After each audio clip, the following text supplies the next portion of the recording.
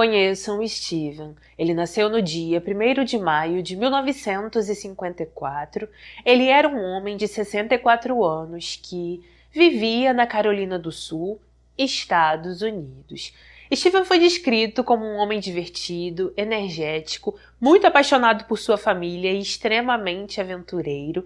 Em determinado momento de sua vida, seu pai faleceu. Quando isso aconteceu, ele se tornou uma espécie de figura paterna para suas irmãs, fazia de tudo por elas, estava sempre por perto e por isso eles eram muito apegados. Assim que terminou o ensino médio, Steven logo entrou na faculdade. Alguns anos depois, ele se formou, posteriormente trabalhou em grandes empresas, até que por fim ele decidiu criar sua própria empresa que era voltada para lesões no ramo do esporte.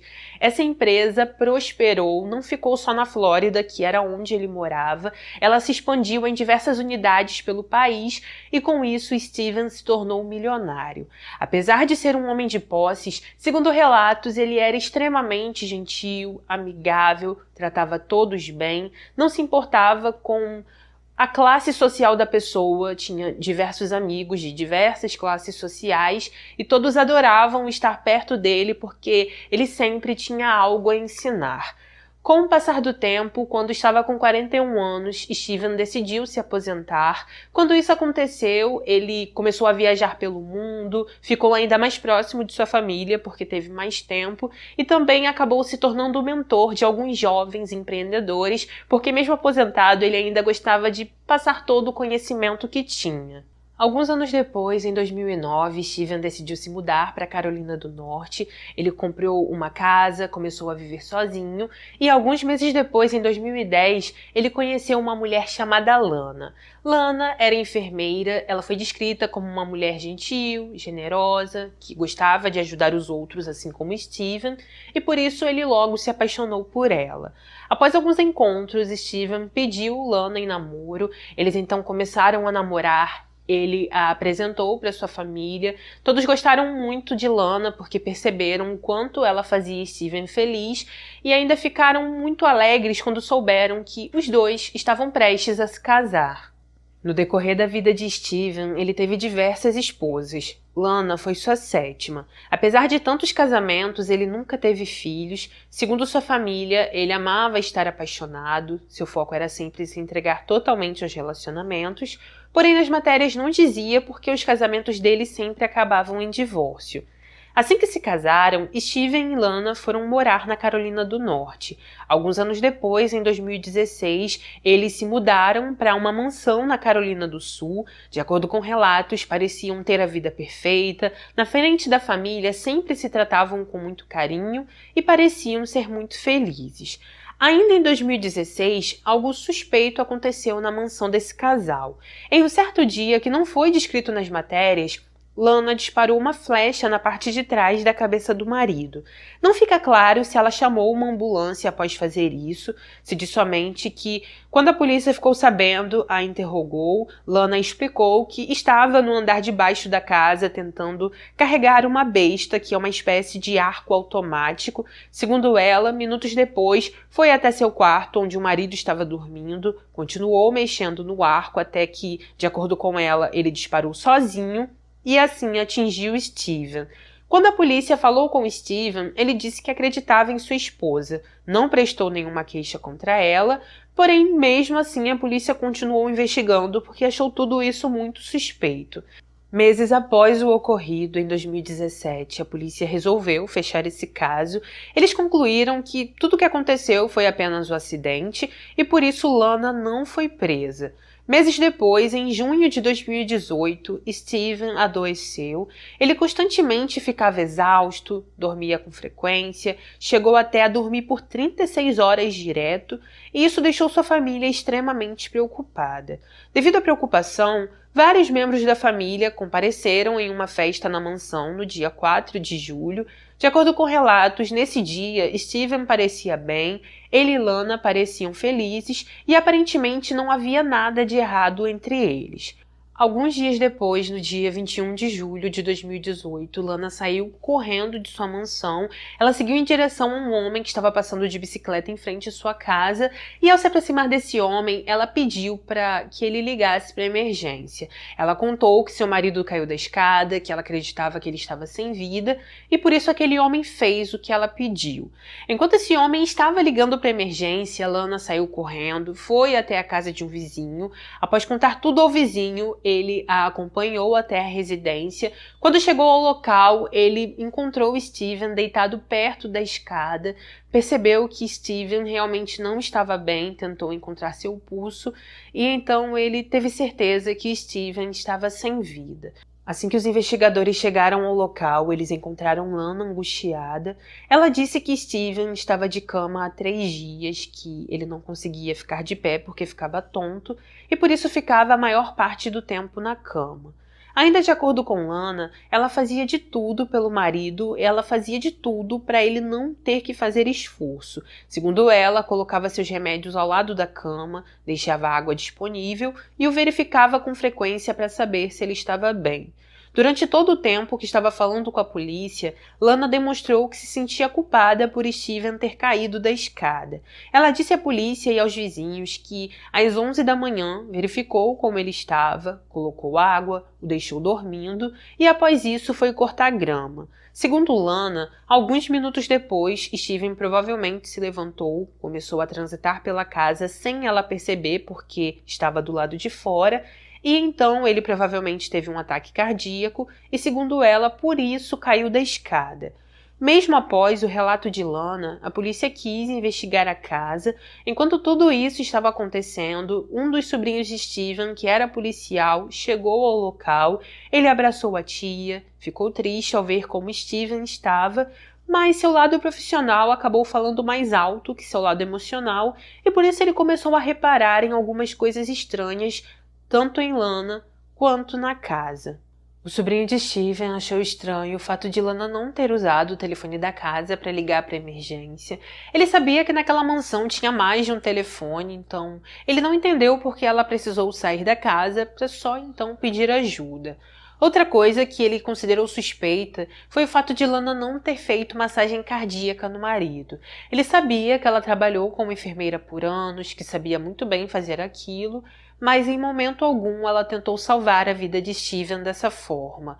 Enquanto a polícia estava investigando a casa, o sobrinho e a família de Steven conversaram com Lana a respeito do enterro dele, disseram que Steven queria ser enterrado na Flórida, também disseram que eles queriam que fosse feita uma autópsia, porém Lana foi contra eles. Ela disse que não queria que o marido fosse enterrado, falou que também não queria uma autópsia e falou que preferia que tudo isso acontecesse, que ele fosse cremado, porque, segundo ela, Steven estava usando drogas e ela não queria que isso manchasse a reputação dele. Ao ouvir aquilo, a família de Steven ficou extremamente surpresa. Eles disseram que no decorrer de todos os anos de vida daquele homem, eles nunca o viram drogado, nunca souberam que ele estava usando drogas e por isso eles sabiam que Lana estava mentindo e estava querendo esconder alguma coisa. Fora isso, quando a família perguntou sobre o testamento de Steven, Lana disse que ele não tinha testamento algum, que ele nunca tinha falado com ela sobre isso. E a família achou aquilo bem estranho porque eles tinham praticamente certeza que Steven tinha um testamento sim, até porque ele sempre foi um homem de negócios, sempre teve várias posses e sempre tentou deixar tudo da forma mais organizada possível. Devido a tantas suspeitas, o sobrinho de Steven, que era policial, decidiu entrar no quarto do casal para verificar. Ao entrar ali, ele encontrou a cama cheia de fezes e urina, percebeu que o tio não saía daquele quarto há dias e por isso decidiu ligar para sua família que vivia na Flórida e contou para eles tudo o que estava acontecendo. Ao falar com os familiares da Flórida, ele ficou surpreso ao saber que Steven não falava com eles há 3 dias. Como falei com vocês, isso não era comum para Steven, porque ele sempre estava com seu celular, sempre estava em contato com a família, principalmente com suas irmãs que viviam na Flórida, porque elas eram total prioridade em sua vida. Algumas horas depois, devido a tantas perguntas, Lana pediu para a família de Steven sair de sua casa. Após isso, ela ligou para uma funerária local, agendou uma cremação, entrou em contato com a família de Steven, falou que já tinha resolvido tudo e explicou que a cremação iria acontecer no dia seguinte. Como já estavam muito desconfiados, eles decidiram ligar para o escritório do legista, imploraram para que o legista fizesse uma autópsia, que também fizesse um teste toxicológico em Steven, e então, após muitos pedidos daquela família, o legista finalmente decidiu fazer uma autópsia. Durante essa autópsia, os legistas não encontraram nenhum hematoma que era compatível com uma queda, detectaram sim uma doença cardíaca, então, inicialmente, eles acreditaram que Steven perdeu a vida devido a essa doença, mas como a família de Steven pediu que fosse feito um exame toxicológico, eles tiveram que esperar alguns dias e assim que o resultado desse exame saiu, eles perceberam que estavam errados e que na verdade Steven perdeu a vida não porque caiu da escada ou por um ataque cardíaco, e sim porque foi envenenado. Conforme mencionei para vocês anteriormente, no dia que Steven perdeu a vida, a família dele perguntou a Lana onde estava seu testamento. Ao ouvir isso, ela ficou irritada, relatou que Steven não tinha testamento algum, porém, alguns dias depois, eles ficaram sabendo através de vizinhos que Lana fez uma fogueira em seu quintal, que ali ela queimou algumas coisas, e então, ao saber sobre isso, eles tiveram certeza que Lana com certeza queimou naquela fogueira o testamento de Steven. No dia 29 de agosto de 2018, após o legista receber o resultado do exame toxicológico, ele chamou Lana até seu escritório. Assim que chegou ali, ele a informou sobre a substância encontrada no organismo de Steven. Ela então mencionou que conhecia a substância, que Steven a usava para poder ter facilidade de ir ao banheiro. Segundo ela, ele colocava algumas gotas dessa substância no café e isso o fazia ter facilidade para ir ao banheiro. Quando o legista perguntou há quanto tempo Steven estava usando essa substância, ela disse que o marido usava há uns 2 anos. Minutos depois, os investigadores que estavam ouvindo a conversa escondidos entraram na sala, surpreenderam Lana, disseram que precisavam falar com ela e então naquele momento ela parou de falar com o legista e foi interrogada. Durante o interrogatório, Lana disse que acreditava que seu marido tinha usado a substância com o intuito de tirar a vida. De acordo com ela, Steven era um homem desagradável, a xingava, a tratava mal e também tinha muitas oscilações de humor. Ainda durante o interrogatório, o detetive perguntou a Lana se ela não sabia dos efeitos nocivos daquela substância no organismo. Ao ser questionada sobre isso, ela disse que não sabia. O detetive então mencionou que era estranho ela ser enfermeira e não saber, e então Lana respondeu que entendia as dúvidas que ele tinha, mas que ela não tinha tirado a vida do marido.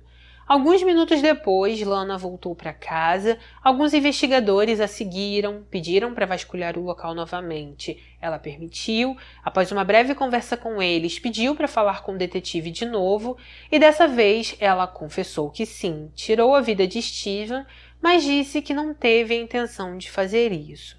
De acordo com Lana, ela estava com muita raiva do marido. Conforme falei com vocês, ela disse que Steven a tratava mal, então, durante esse segundo interrogatório, mencionou que, além disso, ele também a agredia com frequência e que, quando viu o medicamento que ele tinha em cima da mesinha onde ficavam os remédios, ela só colocou todo o conteúdo dentro da água ou do café, não fica claro em que tipo de líquido ela colocou, pois achava que assim ele teria somente uma diarreia.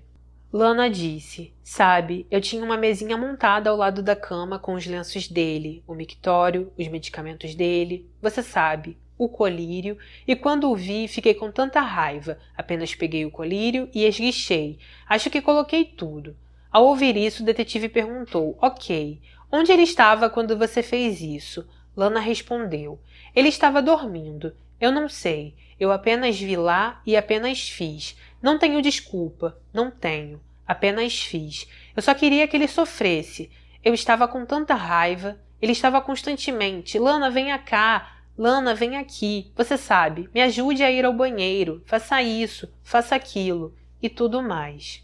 Durante esse segundo interrogatório, aproveitando que Lana estava confessando, o detetive perguntou a ela sobre o episódio que aconteceu em 2016 com o arco.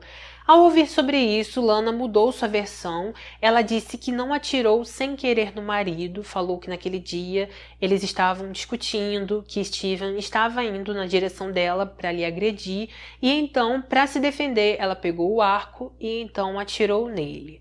Após a confissão e após horas falando com o detetive, Lana não foi presa. Ela então foi levada para a mansão. Os policiais disseram que precisavam montar um mandado de prisão contra ela, a deixaram na residência e então foram embora.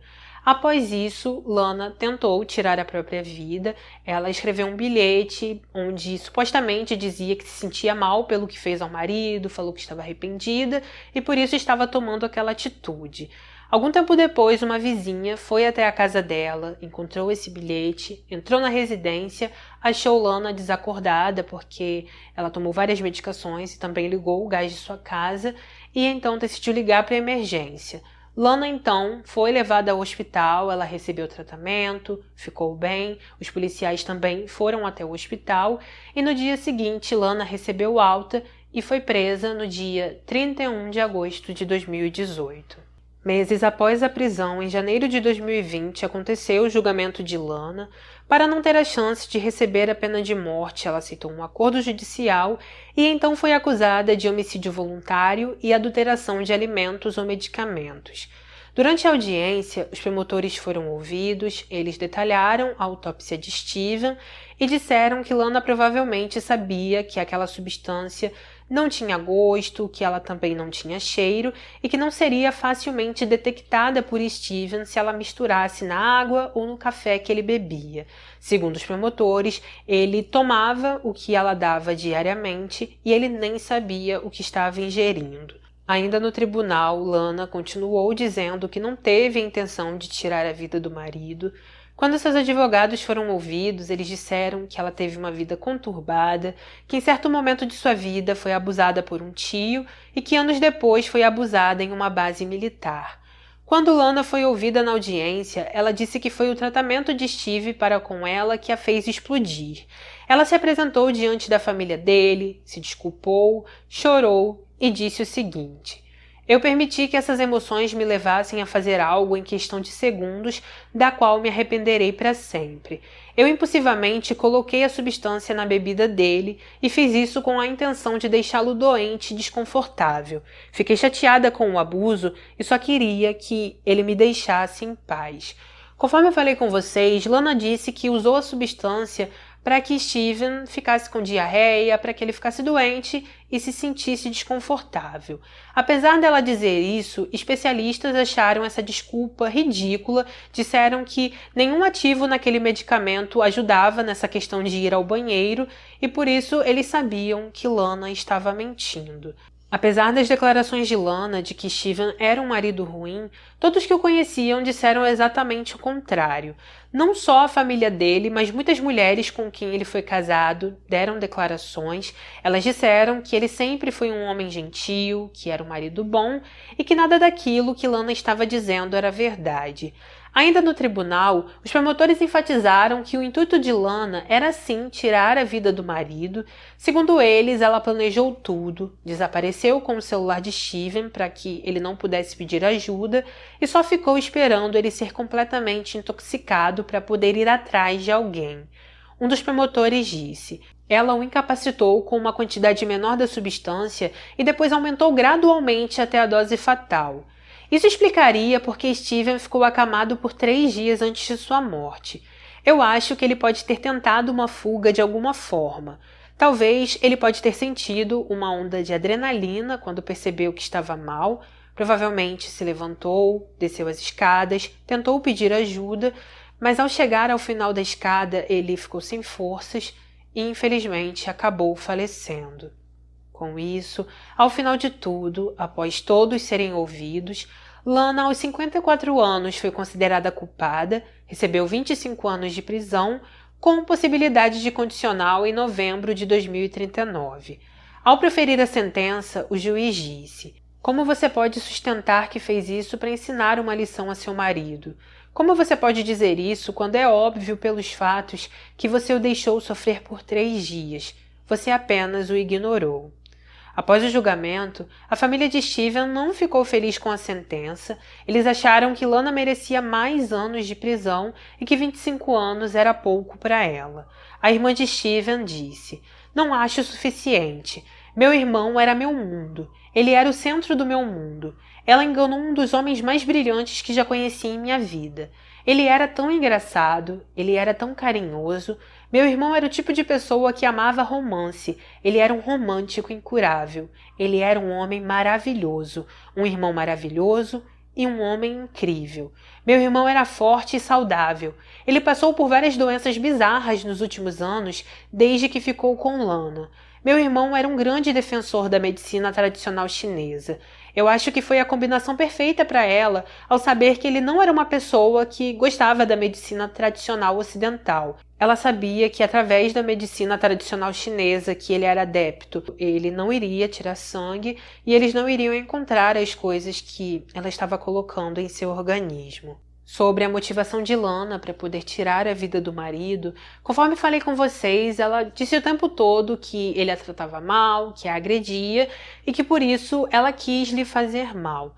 Apesar disso, a família de Steven, os promotores e os investigadores do caso acreditam que ela fez isso por dinheiro. Eles acreditam que Lana planejou por muito tempo tirar a vida do marido para poder ficar com a fortuna dele, e eles acreditam fielmente nisso, principalmente porque o testamento dele sumiu. Conforme disse, a família acredita que ela queimou o testamento na fogueira que fez no quintal da casa, e eles nunca encontraram esse documento. Lana também nunca recebeu nenhum dinheiro de Steven após ser presa e ela aparentemente não vai receber mesmo se for libertada da prisão. Sobre o colírio, que foi o medicamento que Lana utilizou para tirar a vida do marido, o fabricante desse medicamento, que é a Johnson & Johnson, deu uma declaração. Eles disseram que estavam devastados ao saber que o produto deles foi utilizado para algo tão repugnante e disseram que no rótulo está claro e está enfatizado que esse medicamento é para ser usado de forma externa e não interna. Eles disseram que o produto jamais deve ser ingerido. Então é isso, gente. Esse foi o nosso caso de hoje. Por favor, deixe aqui nos comentários o que você achou sobre esse caso, se você já conhecia ele ou não, e coloque a sua opinião, que é muito importante para mim. Se puder, por favor, não saia daqui sem deixar o seu like, que é de graça, não custa nada. Ative o sininho para ser notificado dos próximos vídeos e vem toda semana aqui no canal, porque toda semana tem vídeo novo. Agradeço de coração a quem sempre está aqui me ajudando com like, comentário, compartilhamento. Eu agradeço de verdade. Um beijo no coração de vocês, obrigada por tudo sempre, fiquem com Deus, se cuidem e até o próximo vídeo.